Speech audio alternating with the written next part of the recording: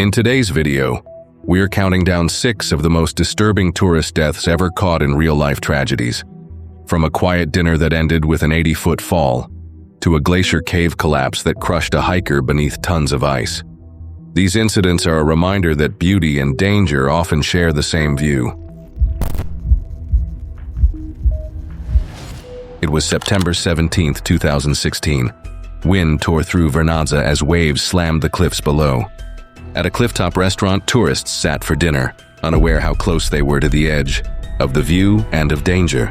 Donna Carpenter, a 58-year-old retired hospice nurse from Madison, Wisconsin, had spent 3 decades beside dying patients, offering comfort few could sustain. She'd postponed her own dreams to care for others, first her clients, then her husband through his final illness. After he passed, Donna finally made plans she'd deferred for years. This Italian journey was her first real vacation in decades. Friends described her as the type who booked every ticket and hotel 6 months in advance. She'd studied guidebooks obsessively, researched each destination, and planned every detail of her Cinque Terre adventure. That evening, she'd joined a guided group dinner at the Clifftop restaurant, an add-on event promising authentic local cuisine with panoramic ocean views. The trattoria seemed charming. Weathered stone tables, flickering candles, and breathtaking vistas of the darkening sea. But locals had been warning tour operators about dangerous conditions. High winds had battered the coast for days, weakening terrace walls and destabilizing cliff paths. Several diners questioned the weather that evening. The restaurant host dismissed their concerns, insisting the winds were typical and the stone railings had held for years. Donna chose a table at the terrace's outer edge, drawn by the open view. The stone wall in front of her looked solid, weathered but dependable. At first glance, there seemed to be no reason to question it. By dessert, wind gusts intensified dramatically. Multiple witnesses reported a powerful blast sweeping across the terrace, lifting tablecloths and sending silverware clattering. A wine glass toppled toward the edge. Donna instinctively stood to catch it, her left foot stepping into loose gravel scattered beneath the table. The gravel gave way instantly. Donna's feet slid out from under her and her lower back slammed the stone wall with a sickening thud. She tipped backward over the edge, arms flailing, and vanished. A dull, wet crack echoed seconds later from the rocks below. Blood splattered up the cliff face. There was no time to react. A man at the adjacent table lunged desperately but missed. Guests screamed as staff members rushed to the wall, shouting into the howling wind. The slope dropped nearly 80 feet to jagged rocks below. Rescue workers found Donna's body wedged in a narrow crevice, her neck and spine shattered by the devastating fall. Italian authorities immediately sealed the restaurant's clifftop dining area. Structural inspections revealed multiple safety violations. The stone wall was below legal height, and no proper anchoring barriers had been installed. They faced heavy fines and forced closure of its cliffside operation. Donna's daughter arrived in Vernazza 2 days later to claim her mother's body. The woman who had faced death professionally for 30 years had met her own in a moment of preventable tragedy, alone on vacation behind a wall that should have been higher. It was March 4th, 2017. Low clouds pressed against the Juneau ice field as light drizzle fell on the trail leading to Mendenhall Glacier.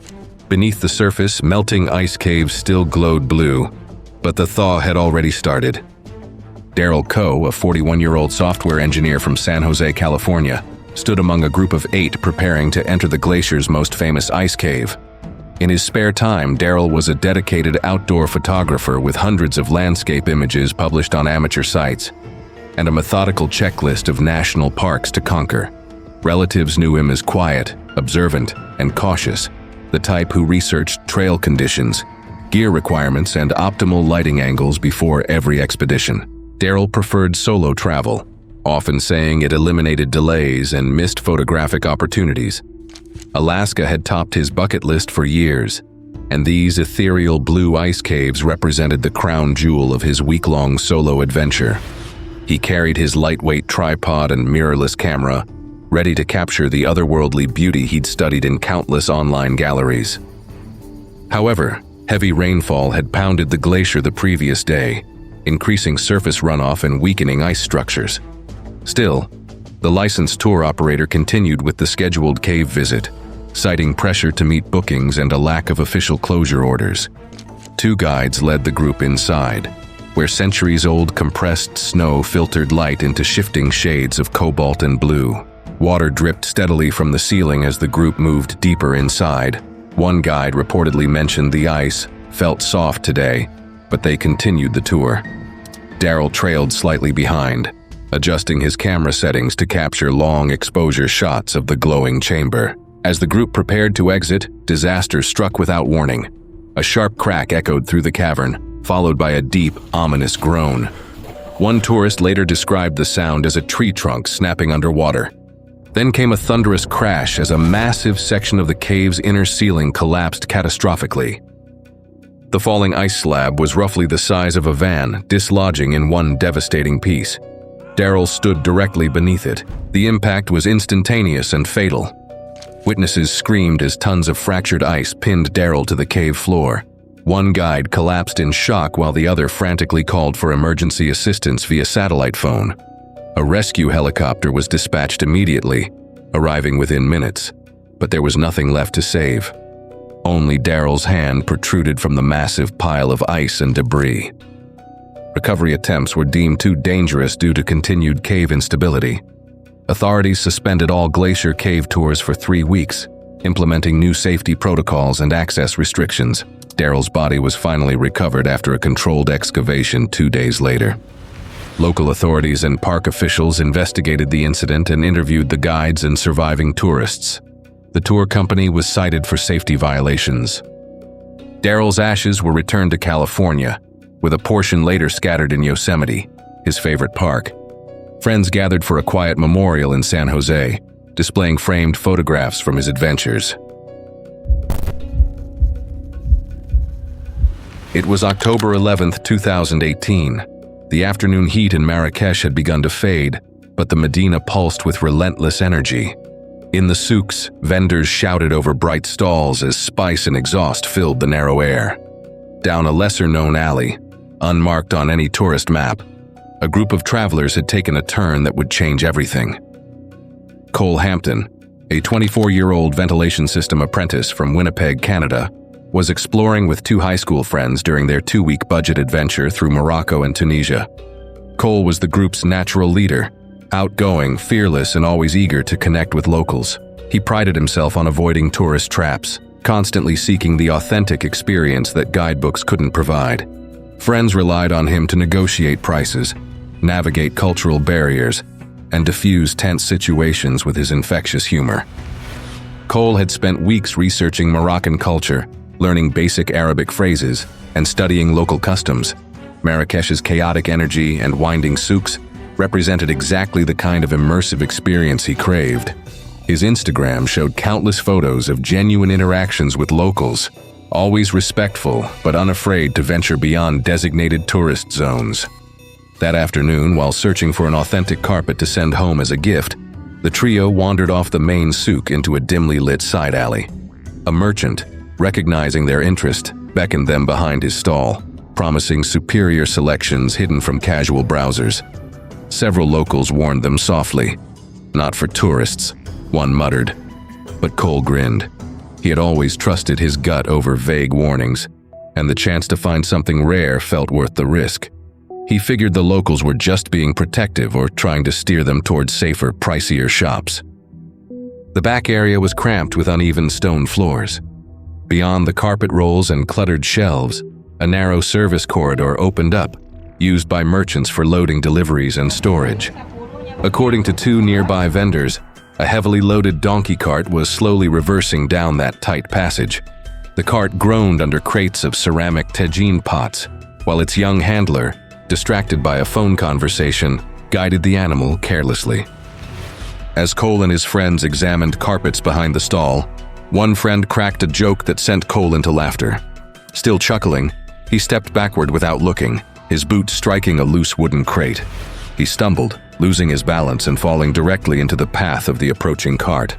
The donkey startled violently, spooked by the sudden movement and clattering wood, and lurched forward with devastating force. The cart's heavy wooden axle crushed Cole's torso against the stone wall with a sickening impact. Witnesses described hearing a wet thud followed immediately by his friends' horrified screams. Blood pooled rapidly on the dusty ground as Cole collapsed without a word, his chest catastrophically crushed.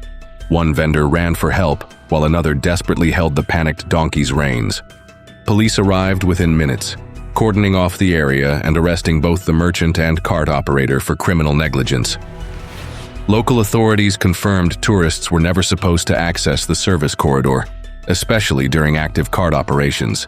The narrow passage lacked proper safety barriers or warning signs, but did nothing after the incident. Cole's parents flew to Morocco 2 days later to identify his body and arrange repatriation. His funeral was held in the small hockey rink where he'd once played goalie, drawing hundreds of mourners, family, friends, and former teammates who remembered his curiosity, humor, and generous heart. It was November 3, 2016. The Victoria Nile glistened under late morning sun as an aluminum tour skiff glided silently through Murchison Falls National Park. Tourists leaned forward with cameras raised, hushed by their guide's stern warnings. In this stretch of river, silence wasn't just respectful, it was survival. Jeremy Fields, a 37-year-old produce wholesaler from Flagstaff, Arizona, had finally taken his first real vacation as an adult. A single father of 2 boys, he'd booked this 10-day East African adventure on impulse. A birthday gift to himself, featuring safaris, hiking, and river tours. Friends described Jeremy as athletic and good-humored, but known for dismissing what he called nervous energy. He respected rules but bristled at being told what not to do. Jeremy wasn't reckless by nature, just confident. He'd researched Uganda extensively, reading about wildlife encounters and safety protocols. But like many first-time visitors to Africa, he underestimated the lethal reality behind the postcard scenery. His social media showed typical tourist excitement, photos of elephants, landscapes, and smiling selfies with local guides. That morning, Jeremy boarded a mid-sized skiff with 12 other tourists, Americans, British, and Germans, plus a local Ugandan guide and boat operator. Their route followed the Victoria Nile toward the legendary Murchison Falls. As they approached a shaded inlet, the guide delivered quiet but firm instructions. Remain seated, stay silent, and avoid startling hippos at all costs. The group nodded obediently as cameras were lifted quietly, but Jeremy wanted something more dramatic, footage that would impress friends back home. As the skiff drifted within view of a half-submerged hippo herd, he stood slowly and raised his phone to record. Then he whistled sharply, trying to provoke a reaction. Someone hissed, "Don't!" Jeremy ignored them, clapping loudly and laughing as he attempted to make the hippos lift their heads or yawn for his video. The guide spun around, ordering him to sit down immediately. Jeremy refused. Without warning, a massive bull hippo exploded from beneath the surface just 20 feet from the port side. Witnesses described it as a missile from nowhere. The animal's jaws clamped onto the boat's edge with devastating force, sending a thunderous crack across the water. The vessel lurched violently, throwing Jeremy backward into the murky river. Passengers screamed as the guide grabbed his rifle. Jeremy surfaced, coughing and paddling desperately against the current. But within seconds, the enraged hippo returned with lethal intent. It charged from below, jaws opening impossibly wide, and bit down across Jeremy's chest and torso in one crushing motion.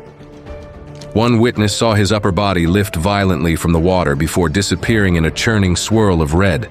The guide fired a warning shot skyward. The hippo submerged. Jeremy never resurfaced. Called by the native guides, park rangers arrived within an hour, but recovery efforts proved futile. 3 hours later, partial remains, his left leg and shredded clothing, were found downstream. Rangers issued renewed safety bulletins warning of the extreme territorial aggression of Nile hippos and the importance of remaining seated and quiet during river tours. The park also began requiring all boat operators to complete updated wildlife hazard training before leading tourist excursions.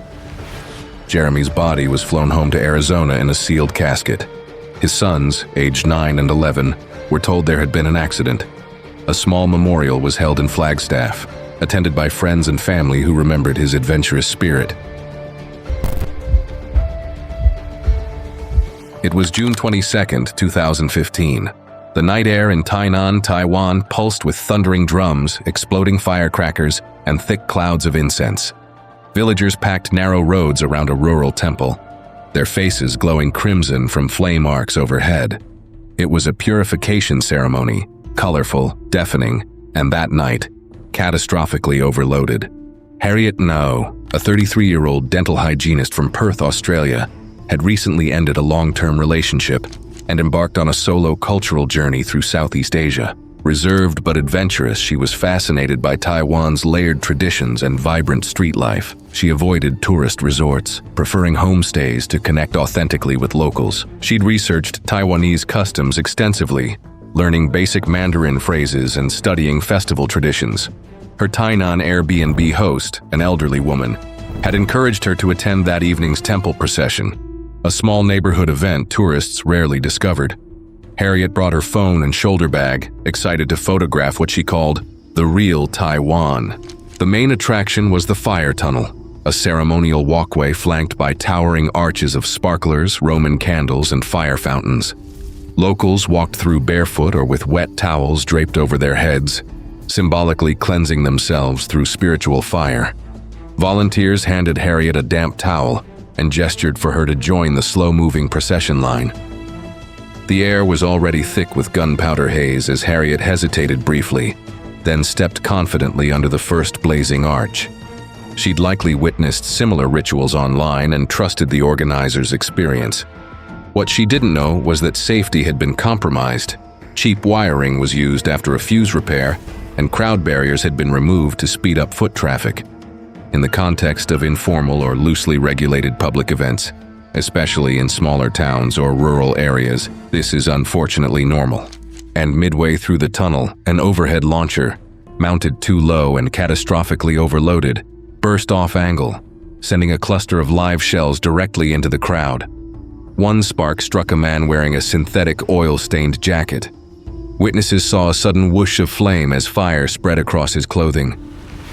The man screamed and spun wildly into the procession, flames spreading from person to person like falling dominoes. Panic erupted instantly. People shoved and stumbled as firework tubes collapsed from their unstable mounts. Harriet, trapped near the tunnel's center, was caught in the human stampede. Someone slammed into her from behind with devastating force. She lost her footing and fell hard onto the concrete, her protective towel slipping away. As panicked crowds surged past, she was trampled repeatedly. A fallen spark ignited her cotton blouse, and within seconds her upper body was engulfed in flames. Eyewitnesses said she tried desperately to rise, one arm shielding her face from the inferno. Her screams pierced the tunnel but were lost in the roar of continuing fireworks. Several bystanders attempted rescue, but intense heat and the ongoing stampede made approach impossible. She stopped screaming after 20 seconds. Standby fire volunteers eventually extinguished the blaze with buckets of water and emergency blankets, but it was too late for Harriet. Her body was removed before dawn as authorities sealed the site and launched a criminal investigation. 2 volunteer firework handlers were arrested for gross negligence. Local news footage showed charred prayer flags and melted PVC frames, remnants of sacred tradition turned lethal. Harriet's remains were flown back to Australia in a sealed container due to the extent of her injuries. A closed casket funeral was held in Perth, with former patients and co-workers filling the small chapel to capacity. It was December 28, 2015. The sun dipped behind the horizon at Tanah Lot, casting gold across the sea and shadowing the ancient temple perched on its wave-carved rock. Tourists clustered along the shoreline with phones raised, mesmerized by the fading light. The tide was rising steadily, pushing waves closer to the narrow land bridge connecting the sacred temple to shore. Ethan Sanders, a 39-year-old warehouse supervisor from Missoula, Montana, stood with his wife Kara and their 2 sons, ages 10 and 12. This was his first overseas trip, a family vacation to Bali that he'd planned meticulously for months. Ethan had been fascinated by Balinese spirituality and water temples, particularly Tanah Lot's dramatic setting where ancient stone met relentless ocean. That day, as sunset approached, he spotted a lower rock shelf near the barrier rope, just close enough to capture the perfect shot of waves crashing against sacred stone. However, local staff had repeatedly warned visitors not to cross the marked boundary during high tide. Signs were posted in English and Indonesian, clearly marking dangerous zones. But at that time, the shelf likely appeared solid and dry enough for Ethan for a quick photo opportunity. Ethan glanced back at his family, mentioned getting a better angle, and stepped beyond the safety barrier. A nearby guide watched him climb down carefully, camera in hand, onto rocks slick with algae and ocean mist. The sea had been deceptively calm moments before. But then, a massive rogue wave, likely triggered by sudden underwater currents, surged toward shore with devastating force. Witnesses described it as a moving wall that struck faster and louder than anything they'd seen that evening. The wave hit the shelf broadside, sending thick spray and foam exploding skyward. Ethan was struck squarely in the chest by the crushing water. The impact knocked him flat and dragged him backward off the rocky ledge into churning ocean. Kara screamed as their sons froze in shock. Tourists shouted desperately while one local guide rushed down with a bamboo pole. But Ethan had already disappeared beneath the surface. For a terrifying moment, he reappeared floating face down between swells, completely motionless. Another massive wave crashed over him, and he vanished permanently into the violent churn beneath the rock ledges. A search team was dispatched within 30 minutes after being informed by the local witnesses. Rescuers and police used boats and spotlights, combing the treacherous shoreline well into the night. Divers finally located Ethan's body 2 hours later, wedged under a submerged rock shelf half a mile south. An autopsy confirmed massive blunt force trauma and drowning. Balinese authorities responded by stating that existing warnings had been clear and that tourists were responsible for respecting tide conditions. No changes were made to the site. The family flew home with Ethan's body 3 days later. His funeral in Missoula was small and heartbreaking. His sons placed coral stones they'd collected from the site on top of his grave, a final connection to the place that had claimed their father. Thanks for watching. If these real-life stories of beauty, risk, and sudden tragedy kept you hooked, click here for more.